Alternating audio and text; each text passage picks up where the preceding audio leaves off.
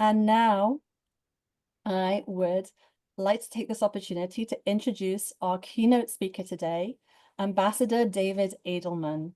Ambassador Adelman is an American businessman, lawyer, and diplomat.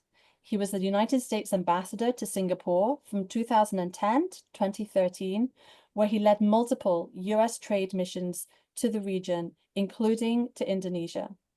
While in this role, he launched the US-Singapore Strategic Partnership Dialogue, established a third country training program to address health, educational, and environmental issues in Southeast Asia, and was awarded the US State Department Superior Honor Award and the United States Navy Distinguished Public Service Award, the highest award granted by the US Navy to non-military personnel.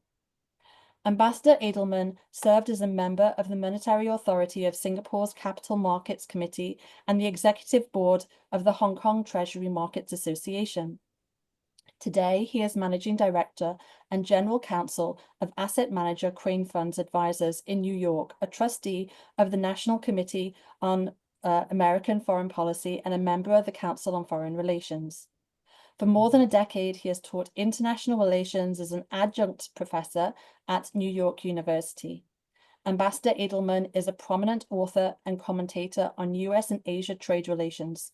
His interviews have been featured in the Wall Street Journal, the South China Morning Post, the Washington Post, Forbes, Financial Times, MSNBC, CNBC, CNN, Channel News Asia, and Indonesian TV channels.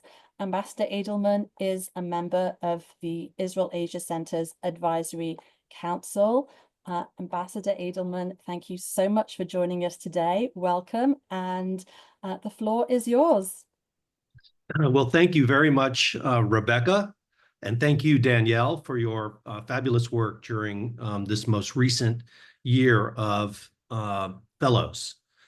Thank you to the Israel-Asia Center, and congratulations to the alumni of the Fellows Program, of the Futures Program of the past couple of years, and of course, to this year's class of the Israel-Indonesia Futures Program. I guess congratulations to you all.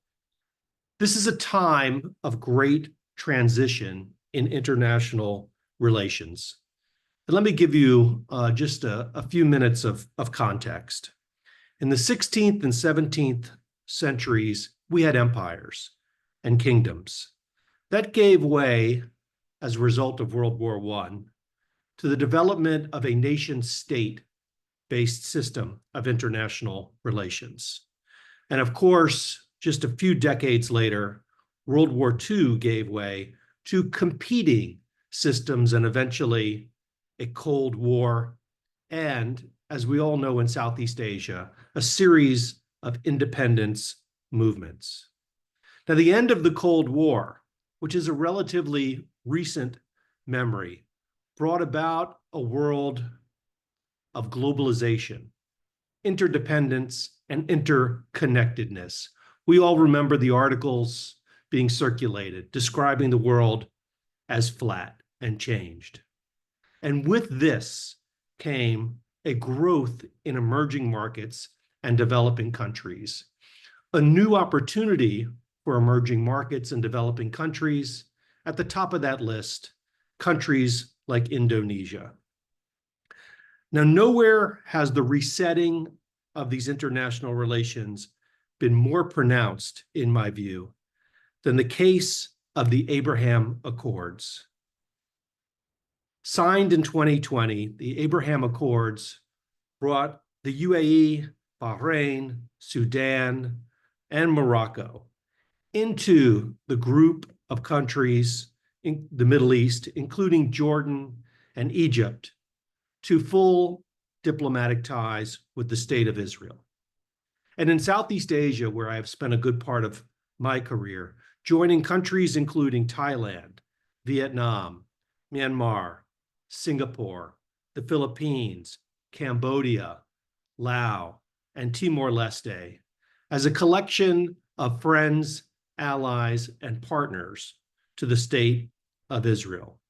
The establishment of diplomatic relations of Israel does not coincidentally happen at this time of transition in international relations, nor at this time of profound transition in the global economy.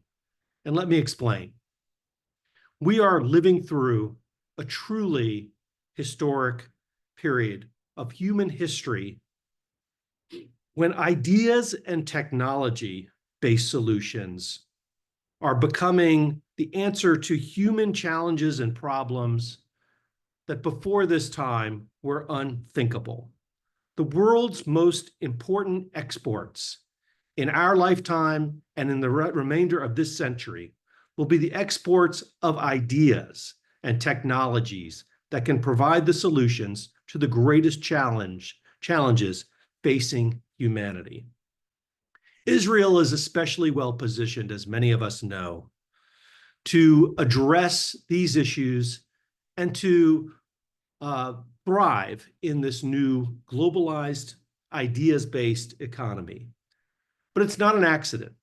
Israel is in this position because its research and development budget exceeds that of any other country in the world as a percent of GDP. In 2023, as a percent of GDP, Israel spent 6.3% of its economy on research and development. That 6.3% R&D budget as a nation is more than that of the countries we think of as technology powerhouses, including South Korea, Taiwan, China, all of the European countries, and in fact, my country, the United States. How did Israel get there? Israel got there because of planning and forethought, and because, as we all know, challenges bring about great opportunities. And in this case, the challenge faced by Israel came shortly after the Yom Kippur War in 1973. It was then that Israel's leaders realized it had an economy that was not well suited to provide for the fledgling nation state for the long term. And after the Yom Kippur War, leaders such as Shimon Peres and others passed a Research and Development Act, which required and incubated new companies, new investment, and in fact created a venture capital ecosystem in Israel. Now, one could not have imagined Israel would have vaulted to the top of the league tables in most technology development categories. And it was aided by an influx of 1 million immigrants to Israel from the Soviet Union, many of whom were engineers and had other training in engineering and technology-related industries.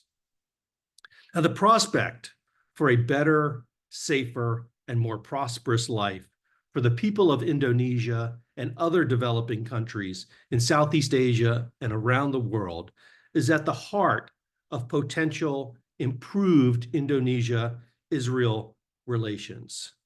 The ideas in this new global economy, as coming out of this transition, will address issues such as energy, nutrition, AI, education, all areas required for countries such as Indonesia to lift up her people. Now, the people-to-people relations, which are the foundation upon which greater international relations are built, is, of course, the very mission of the Israel-Asia Center. Your participation in this program and your active participation as alumni to support, to recruit participants, and to continue to spread the word of the good works of the Futures program is critical to the development of Indonesia-Israel relations and to, in fact, improving the lives of ordinary Indonesians and ordinary Israelis. It's hard to imagine a relatively small group like this brought together over the course of just a matter of months, meeting on Sundays to share ideas, to develop mutual understanding, and as Rebecca so correctly mentioned, developing the building blocks of mutual trust could make a difference between two big countries with big economies and dynamic populations that are seemingly on the opposite ends of the world, and in some ways on the opposite ends of many global measures. But that journey, that long journey of 1,000 miles, as we all know, begins with just one step. And I think history will look back on the work of the Israel-Asia Center with regard to Indonesia-Israel relations, and we'll see the work that you all have done and will continue to do as being just those first few steps in the journey of 1,000 miles. Because understanding each other and working together so that the rising tides will lift the boats of the people of Indonesia and the people of Israel requires the hard work being done by the young people who are participating in the Futures program and will take the trust and mutual cultural understanding forward into their professional careers and into the networks of people they meet with and work with over the course of their lives. I want to thank you very much for the honor of addressing you here at the final program this year. I want to thank you in advance for carrying the message and the understanding that you have developed forward to your friends, your professional associates, your families, for the rest of your professional lives, so that we can build a better world for the people of Indonesia, the people of Israel, and the peoples all around the world who seek peace and prosperity, and who will be on those rising boats wherever they may be.